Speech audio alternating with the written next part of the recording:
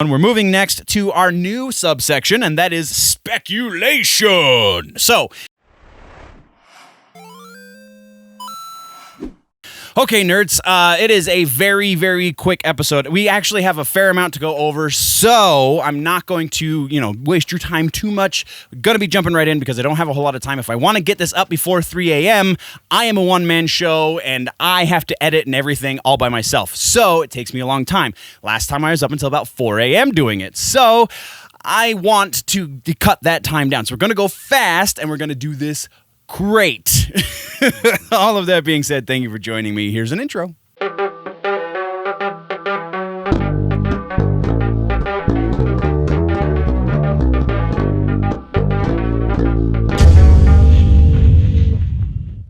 Okay, just no housekeeping. We're just going to jump right into it head first.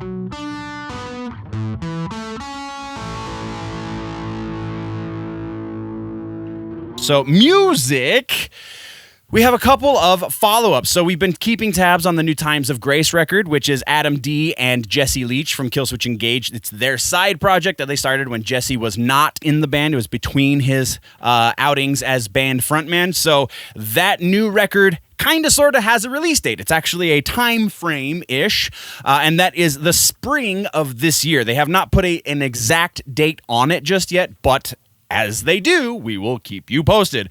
Next is another follow-up on the Fear Factory album that we've been keeping a little bit of tabs on.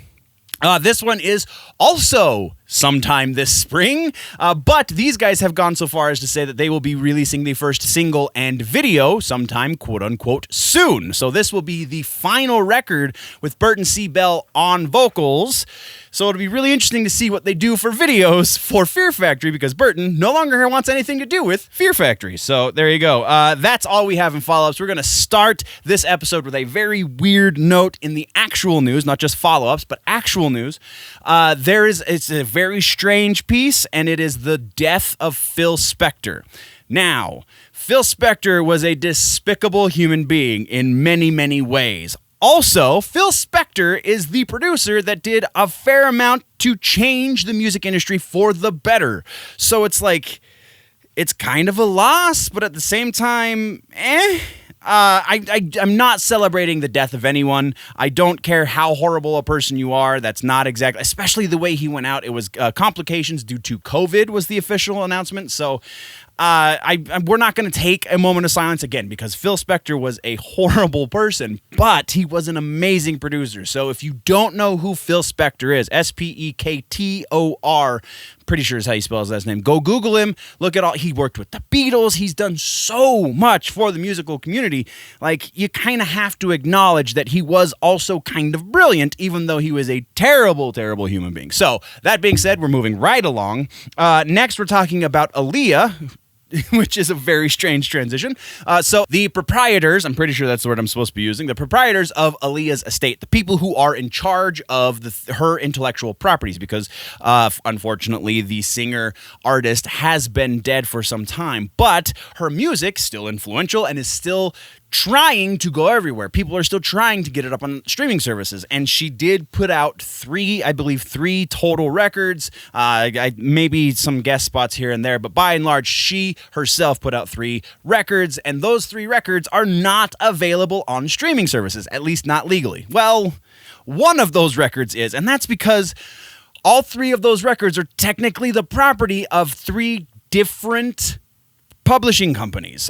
They were recorded by and large by Missy Elliott and Timbaland, so like the production is kind of it's just such a weird situation. But there was an update from the people in charge of the Aaliyah estate this last week, saying that we are actively trying to get Aaliyah's other 2 records onto streaming services. So stay tuned. It is in the works. There's just a lot. Again, it's a very convoluted thing because 3 different record companies are involved. So very convoluted because each record company wants something different. That's all we've got, though, for this piece. We're moving on. Next, we're talking about Dr. Dre. Speaking of old R&B hip-hop kind of stuff, Dr. Dre apparently just had a brain aneurysm. Just was released back to his house this week and seems to be recovering very very well, but that is pretty scary. So we are going to take a very brief moment, and if there's something you can do, if there's some way you can reach out and help the family or people involved with Dr. Dre, then please do. But we are going to take a moment and in silent reverie for Dre. Okay, like I said, very brief moment. Now, our final piece in music has to do with a band that I've loved for a very long time, even though their last couple records have been less than awesome, I guess is a good way to put that. So we are talking about AFI. AFI is in the studio. We have talked about this. This is kind of technically a follow-up, but it's pretty big because they just put out 2 singles that are assumed to be coming from their forthcoming record. They have not been billed as such. They've just been billed as singles. So, who knows? Hopefully this will get added to the list of reaction videos that I'm going to be doing, but I have such a large list, we will see. But the names of the 2 songs, if you want to go look them up for yourself, are Twisted Tongues and Escape from L.A. The record, there is speculation. There's nothing from the band or the label, but there is speculation that the record that they are currently working on should be released by the end of 2021. So that should be awesome. That's all we have for music, though. All right, so TV streaming. We have a couple of pieces, but they're all follow-ups, so it should hopefully go pretty quick. So first up, we are talking Moon Knight. We just got a casting announcement for Moon Knight. Ethan Hawke has been brought on to play the villain for the series, or at least for the first season of the series, and that villain, they haven't announced. It could be Bushman, I guess is the more appropriate way to pronounce that. Could be Bushman, could be Dracula, could be any number of Moon Knight rivals, villains, whatever. Bushman, though, seems to make the most sense because he is the most prominent of Moon Knight's rogues gallery, if you can say that. So we will be keeping tabs on this as it goes on because it is Moon Knight, which we're already keeping tabs on. So moving right along, we're talking about The Last of Us. That's right. Remember, we brought this up months ago. Last of Us is getting a series. I believe it was on Showtime. The series has now found its director. He has done some indie stuff. He won a pretty big award this year at Cannes. His name is very hard to pronounce, so I apologize in advance. Kantemir Balagov. I think that's close. He is the series. He is at least a director. It sounds like he's going to be directing a large chunk, if not the entire series. Though they're not billing him as showrunner, so obviously he's not a producer. So all of that being said, that's what we got for Last of Us. And then a real quick update on The Boys. Eric Kripke has come out and confirmed that we will be getting a live-action adaptation of the Herogasm mini series. There goes the words don't come to my mouth. Miniseries, the Herogasm miniseries, is going to be adapted in a single episode for the next season of The Boys. So that should be quite a doozy. And that is the TV streaming section. Now let's talk about movies. We only have 2 pieces. The first piece is a follow-up, technically, on Godzilla vs. Kong, though it's kind of also brand new news because it is the changing of the release date. So originally the release date was May 21st. It has now been moved up by 2 months, is now coming out March 26th of this year. Oh, thank you. Hopefully that doesn't mean that they're going to cut corners on production, but that remains to be seen. We will continue to cover it as we can. Continuing on, we have another piece about Galaxy Quest. Another piece. Listen to me. We have a new piece about Galaxy Quest. Tim Allen was recently quoted in an Entertainment Weekly interview. That is a mouthful. Saying that there is a script for a sequel to the movie, and he says it's even a pretty good script, but if they want to actually make this, and then there's going to have to be some changes because apparently it hasn't been updated since at least 2016 when Alan Rickman, may he rest in peace, the man was a genius, since Alan Rickman Alan Rickman's untimely passing. Again, words. So that's pretty awesome. It still remains to be seen if we're going to see this because if it hasn't been updated in that long, I can't hold out any hope, really, but Tim Allen does seem fairly hopeful that it could still get made. So I had to put it in here because who doesn't love Galaxy Quest? That, though, is everything we've got for movies. Now let's talk real quick about gaming and tech. So Apex Legends, we've got two pieces of Apex Legends news. Kind of an update from the last one. A Season 8 does start on February 2nd. The new legend is going to be a man named Fuse, who seems to be very into explosives, though we don't know what his abilities are going to be, so that kind of sucks. But there is also news that Horizon is going to be getting quite a nerf. No exact details on what the nerf is going to be, but it does sound like the Apex team is going, these numbers are not quite adding up. There's pretty heavily skewed in Horizon's favor. So they're going to be nerfing Horizon. It sounds like it's going to be her grav lift ability that gets nerfed, but until we get an official patch notes or anything like that, we won't. I mean, we already got patch notes. Until we get the official season update, we won't know what those nerfs are. That is all we have for gaming and tech. Now let's talk about comic books and books real quick. Again, only a single piece for this section. We have Batman Dark Knight is a new Batman series that has been announced just recently. It is going to be written by Tom Taylor, who is one of my more favoriter, one of the Batman writers that I really tend to enjoy. He is going to be writing it. I did not put the rest of the art team in the notes. I apologize. I will put it down in the description. But this is going to be continuing the Batman Incorporated line of thinking, it seems, because they're going to be taking Batman to Europe to fight a new villain named Equilibrium, and then he's going to be dealing with a new sidekick as well, being billed as either Knight or Squire. So as we get closer to this, we will be talking about it. But that's comic books. All right, so Rumor Mill, as usual, is the biggest one, because we're still not far enough into the year for this to be not the focus of everything going on, because no news is really breaking. It's mostly just people speculating on the news. So that means we have a sizable rumor mill, comparatively at least. So first off, we're talking confirmations, refutations. We have a refutation about all of those, not just the one, but all of the Snyder-Verse rumors. Zack Snyder has recently gone to Vero, the app that he apparently prefers over all others, and he has confirmed a couple of things. First off, the rumors about the Snyder Cut being released as 4 separate parts, so effectively a miniseries. He says that is not happening. It is going to be released as a 4-hour plus movie, so we will have 4 hours of whatever the heck he was planning on doing, which is going to effectively be like his 5-movie story all in one piece, it seems, because that was his plan, was 5 movies. So sure. And then he also has said, I just lost my notes. But he also has said that the Snyder-Verse is not moving forward. He says it's because he's quote unquote busy, which is probably just a very nice way of saying he doesn't want to deal with Warner Brothers anymore. But he's saying that it is because he's busy, not because he doesn't hear the fans and their outcry for more Snyder Cut or Snyder-Verse material. So there is not going to be a Snyder universe, and there is not going to be a miniseries instead of an actual movie. So 2 refutations in one. We're moving next to our new subsection, and that is speculation.